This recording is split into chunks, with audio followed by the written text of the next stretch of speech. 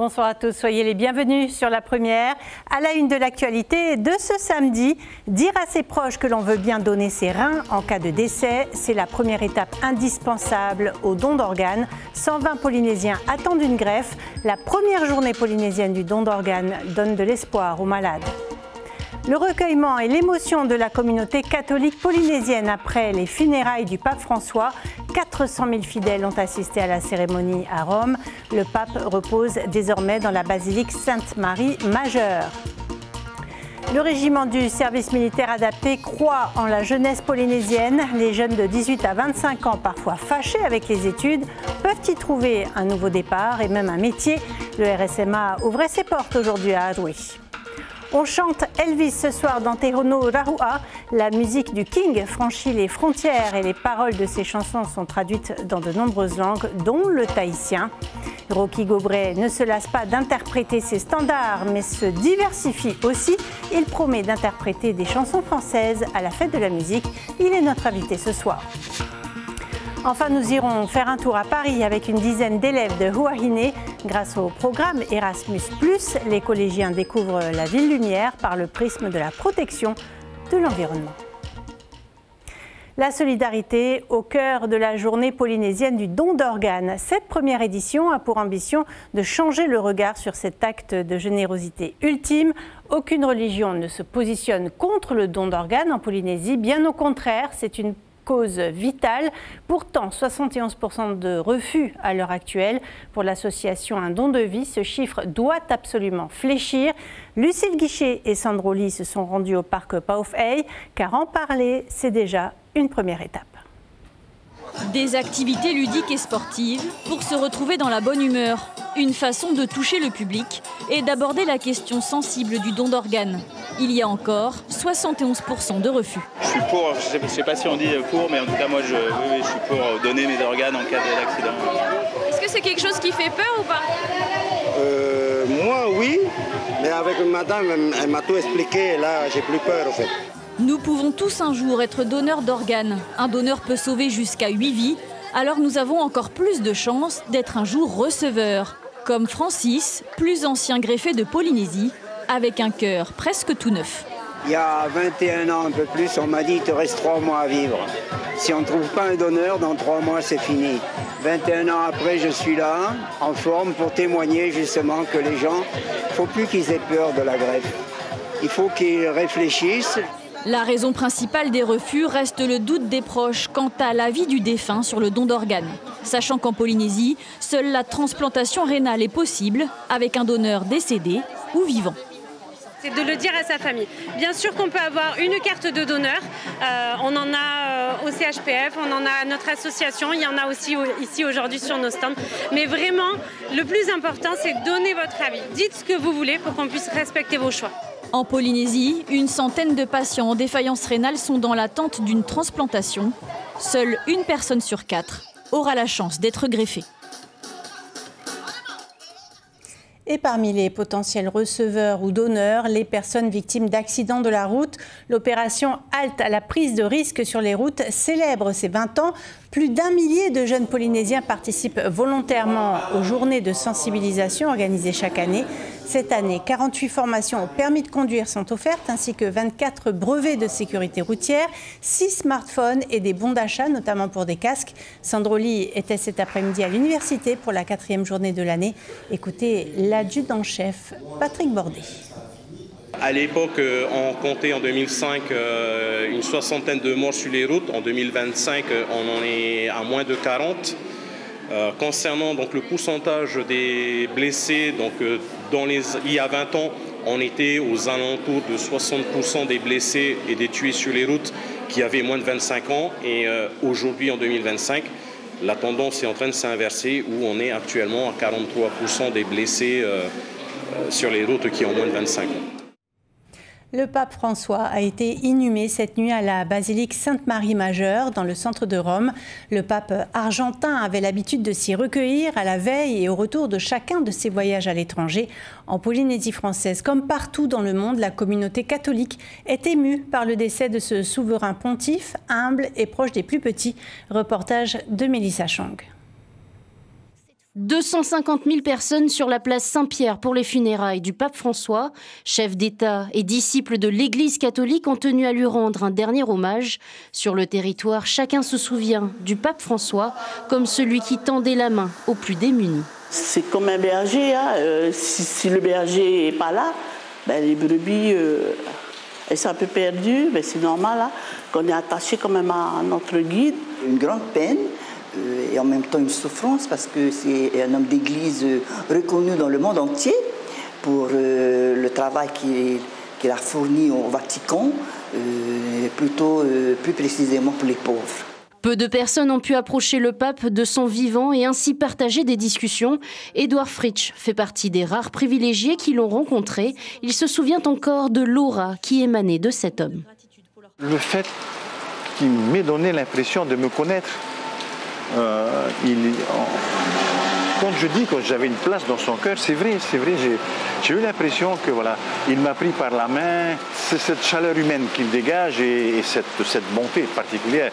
J'ai l'habitude de dire, quand on me demande ce que j'ai ressenti en le voyant, je dis toujours que j'ai rencontré l'amour avec cet homme. Après 12 années de pontificat, le 266e pape de l'Église catholique laisse une empreinte indélébile. Un père qui a donné beaucoup de directives et qui a, je peux dire qu'il nous a quand même montré l'exemple de l'Évangile. Quelles sont les lignes qui vont nous mener bientôt par le futur pape? Je pense qu'il va maintenir le cap comme le fondateur a déjà mis en place, juste à continuer comme il a voulu jusqu'à aujourd'hui. Tous les regards sont désormais tournés vers les 135 cardinaux convoqués en conclave pour désigner son successeur. Le RSMA, pour trouver sa voie, le régiment du service militaire adapté offre aux jeunes de 18 à 25 ans la possibilité d'un nouveau départ dans la vie. À la clé, un comportement de citoyen responsable et surtout un métier. Le régiment d'Aroué ouvrait ses portes au public aujourd'hui. Rahihei Nadjarian et Marcel Bonneau se sont intéressés aux structures des archipels. Regardez. Un casse-tête en bois réalisé par les jeunes du RSMA de Hivaoa, une scène qui surprend les visiteurs. Ici, la filière bâtiment pouvant accueillir jusqu'à 10 personnes est mise en avant, avec en option la sculpture sur bois, de quoi valoriser la culture des marquises. Pour la passion du dessin, comme la sculpture et le dessin, je trouve que ça revient beaucoup ensemble. Donc c'est plus pour la passion du dessin que je fais ça et que ça m'intéresse. On est originaire des marquises, c'est pour mettre en avant notre culture. Et sachant que la plupart des sculptures, on n'en trouve qu'aux marquises aussi. Si le soleil est timide ce matin, au Tuamotu, il rayonne. C'est la raison pour laquelle le RSMA de Ho a instauré la filière Multitech énergie renouvelable, un enseignement adapté à l'environnement propice de l'île. On revoit les bases de l'électricité, les dangers, qu'est-ce qu'il faut faire, qu'est-ce qu'il ne faut pas faire, comment se protéger de l'électricité. Et une fois que ça a été acquis par les stagiaires, c'est là qu'on commence à rentrer dans le cœur de la filière, donc les énergies renouvelables et précisément les panneaux solaires, le solaire et l'éolien. Qu'est-ce qui t'intéresse là dans cette formation? Les énergies renouvelables comme les panneaux solaires, comment câbler les panneaux solaires. Pour toucher les plus jeunes, le RSMA a sa méthode. Parcours du combattant, football ou encore airsoft, les plus petits s'amusent tout en apprenant davantage sur la structure. Elle est vachement cool. Pourquoi elle est vachement cool? Parce que de base, j'ai pas le droit d'utiliser des armes. C'était bien. Parce qu'on faisait des activités et on lançait aussi des ballons. Et oui, Sibelle, il n'y a pas que les enfants qui s'amusent ici au RSMA. Tous les moyens ont été mis en place pour motiver le plus de personnes à rejoindre cette structure. Une structure qui accueille plus de 600 jeunes par an. Nous vous en parlions hier, la filière agricole se structure à Taha aux îles sous le vent. L'aménagement du domaine de Ha'amene, l'implantation de 2 ateliers d'agrotransformation à Hipu ou encore la mise à disposition d'un hangar sur les quais de Tapuamu. Autant de projets cofinancés par le pays et l'État. Hiti Manaki a accompagné sur place le président Broderson, son ministre Taïvini Teai ainsi que le secrétaire général adjoint du Haut-Commissariat, Étienne de la Fouchardière. 358 hectares de terre, c'est la surface totale des domaines agricoles octroyés aux agriculteurs de Taha. Ici, bananes, manioc, taro, citronnier, une diversité de fruits et légumes du terroir. 3 grandes parcelles de terre en faveur des acteurs du secteur primaire de l'île, une aide appréciée par ces agriculteurs. Ça nous facilite beaucoup le terrain qu'on nous a, une part qu'on nous a donnée pour qu'on puisse cultiver sur le terrain qu'on nous a donné. Ben, pour moi, c'est bien. C'est bien, ça nous aide beaucoup et ça nous motive aussi. Après la question des terres agricoles vient l'écoulement des produits. Selon les chiffres de la direction de l'agriculture, ce ne sont pas moins de 400 tonnes de produits agricoles qui sont stockés puis expédiés. À Hipou, 2 nouveaux centres de transformation ont été inaugurés hier matin, un coût de revient total s'élevant à plus de 171 millions de francs, cofinancés par le pays et l'État. Finance une grosse partie de l'investissement pour un porteur de projet. Hein. C'est super top et la location elle est quasiment donnée. Elle a 150 000 l'année et il n'y a plus qu'à emmener ton matériel. Vient enfin la problématique du stockage de toutes ces marchandises. Un nouvel hangar accueillera très prochainement des chambres froides pour garantir la qualité des produits de l'île Vanille, un développement de l'agriculture épaulé par le pays et l'État. Un développement agricole vraiment bien ancré. On sent que c'est une population rurale et des gens qui sont fiers d'être les 2 pieds dans la terre, les mains plantées dans le sol. C'est un soutien constant depuis de nombreuses années, à hauteur d'à peu près 48 millions tous les ans au service du développement agricole de la Polynésie. À Taha, il y a 80% d'agriculteurs. Après cette visite officielle, cette île réputée pour sa vanille et son copra pourrait demain s'imposer dans le domaine agroalimentaire. La pluie n'a pas eu raison du gala annuel de l'école de danse Moeata. Le spectacle intitulé Te Aratupuna o Ahia a plongé le public dans l'épopée d'une jeune Polynésienne à la recherche de ses racines. Guidée par les étoiles, les chants et les symboles sacrés, elle se rend à Hawaï, Rapa Nui et Aotearoa pour finalement revenir à Tapu Tapu Atea, berceau spirituel de son peuple. Chaque étape du voyage est marquée par des danses, chants et rituels. Le lien et la transmission intergénérationnelle sont célébrés encore ce soir à Vaitupa, à Fa'a. Allez, place à notre rubrique Te Hono Rahua.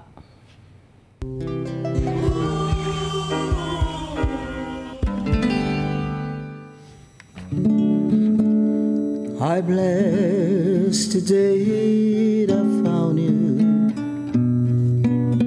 I want to stay around you, and so I beg you, let it be me.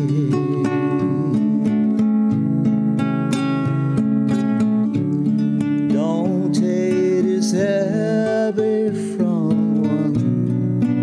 You must cling to someone now and forever. Let it be me. Bonsoir Rocky Cobré, merci d'être avec nous ce soir, merci pour ce premier morceau. Elvis Presley, c'est votre ADN, hein, vous le chantez depuis 30 ans maintenant, et aujourd'hui en tahitien, qu'est-ce que vous ressentez lorsque vous chantez le King en Régo Tahiti? Bonsoir tout le monde, et c'est quelque chose, hein, après 30 ans de carrière, de chanter Elvis en tahitien avec notre langue, c'est quelque chose, parce que les paroles en tahitien sont tellement fortes, et des fois j'ai la chair de poule. Ça ajoute une nouvelle dimension au chant initial. Et celle qui m'a écrit les morceaux en tahitien a mis beaucoup de cœur, beaucoup de temps déjà pour les... Parce qu'elle a vu que les paroles étaient fortes. Donc ça donne quoi par exemple, un petit extrait rapidement? Un petit extrait en tahitien. Ovai ho ia ta uhoa, ovai ho ia to uhere, atu atu te mau meite, vaite maite aroha. C'est My Way en version tahitienne, mais voilà, les paroles sont magnifiques. Et comment est née votre passion pour Elvis? Est-ce qu'il y a une période que vous appréciez particulièrement dans sa carrière? Alors, c'est vrai qu'Elvis a eu son début de carrière où il avait son jeu de jambes, et la banane, tout ce que vous voulez. Il a eu ses films, où il a fait 37 films, donc il avait de belles ballades. Ensuite, il est venu sur les années 68 comeback, le Call All, les bagues, et jusqu'à 77. Malheureusement, il nous a quittés. Il est parti assez jeune, hein, il avait une quarantaine d'années. 42 ans, le 16 août 77 exactement. Et il y a une période que vous préférez, parce qu'il a commencé avec de la country et du rhythm and blues. Voilà, ouais, il était... Bon, Elvis, c'est le charmeur, c'est le crooner, c'est le rocker. Son jeu de jambes, il est inimitable. Hein. Moi, j'aime beaucoup les années 68-77. Alors, vous vivez de la musique, hein, et vous donnez de nombreuses soirées privées, et vous vendez vos clés USB sur place. C'est vraiment la solution que vous avez trouvée pour transmettre votre musique à votre public? Aujourd'hui, vendre un CD ou une clé USB, c'est très difficile de faire un dépôt dans un magasin. Encore, pour les artistes, c'est très difficile. Avec le net, Internet, on peut tout avoir. Donc, nous, on a une façon de se protéger aussi quelque part, c'est que tu chantes tes morceaux que tu sens là, ce que tu veux, tu apprécies, tu prends. Voilà, c'est plus facile pour moi pour la vente. C'est du concret. Et vous préparez un concert pour la fête de la musique, hein, le 21 juin. Voilà, alors nous en discutons avec le maire de la Presqu'île parce que nous voulons faire quelque chose là-bas et j'aimerais que la fête de la musique, cette fois-ci, se passe là-bas avec un répertoire un peu, toujours bien sûr d'Elvis et peut-être quelques invités chanteurs aussi qui... Et pourquoi pas du français aussi, hein, vous l'avez envisagé. On est fan aussi de Clo-Clo, de Mike Brown et compagnie, donc il y aura un peu de tout ce soir-là. Concert en perspective. Merci beaucoup, Rocky Gobry. On vous retrouve à la fin du journal avec un autre titre. Merci beaucoup. Merci. Et c'est la fin de Te Honu Rahua.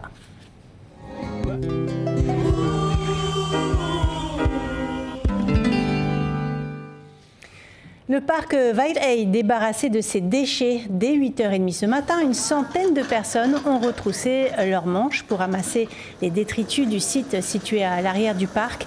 Les agents de la commune de Punaouia, l'association Mama Natura et l'association Mata Torora ont uni leurs efforts pour nettoyer cet espace géré par le pays. De nombreuses batteries usagées, de l'électroménager, des encombrants ainsi que des bouteilles en verre et en plastique ont été récoltées. Plus de 20 tonnes en tout. De nombreux déchets sous-marins ont été identifiés et seront collectés prochainement. Agnès Benet, présidente de l'association Mata Torora, l'explique à Théophane Télitois et Mélissa Chang. Régulièrement, on soutient Mama Natura pour les ramassages de déchets parce que c'est la même cause en fait, hein, c'est la protection de l'environnement. Tout ce qui est à terre finit en mer. D'ailleurs là, je vais aller plonger pour aller faire la même chose mais dans l'eau et faire un état des lieux de la situation côtière au niveau de ce dépotoir parce qu'il a été signalé des déchets importants dans l'eau. S'il n'y avait pas d'incivisme à jeter volontairement des déchets, on n'aurait pas besoin nous de faire ces actions-là.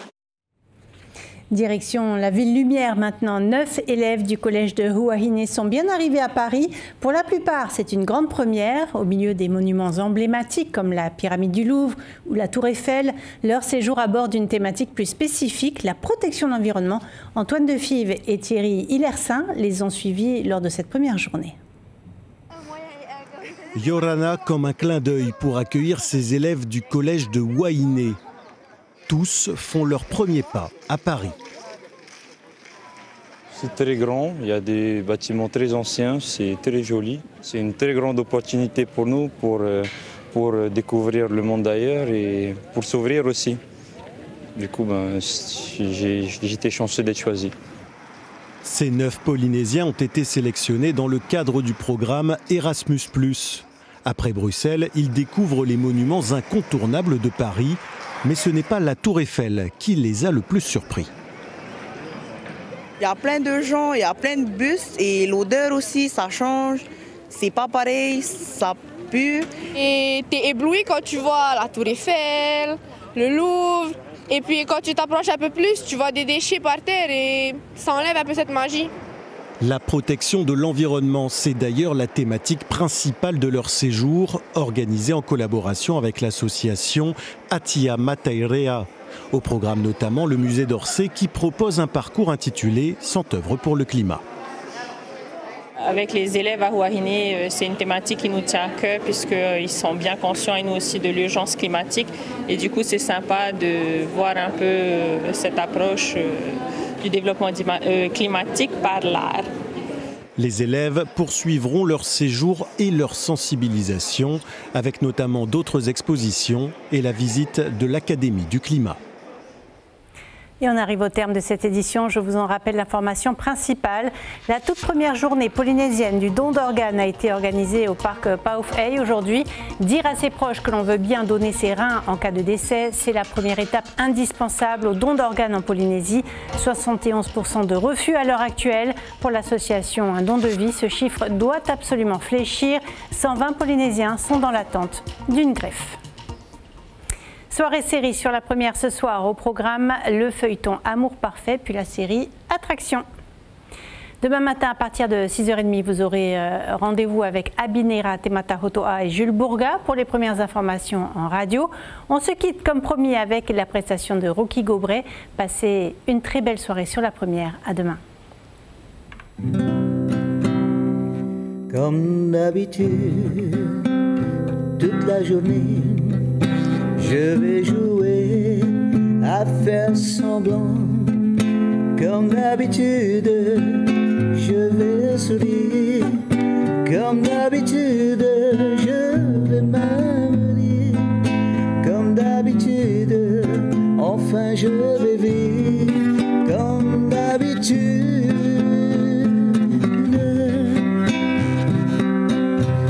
For what is a man? Warhead is gone. If I can say, tell me as now.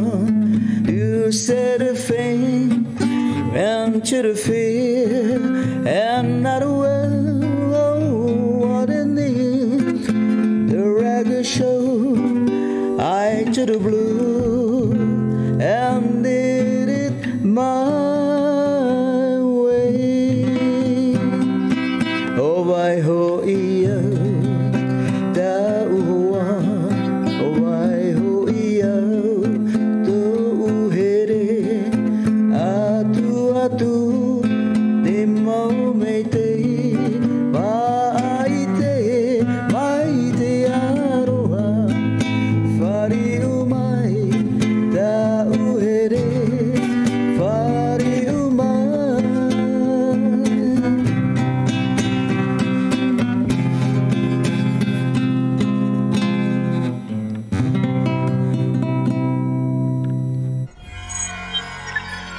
Retrouvez ce programme en replay sur notre site internet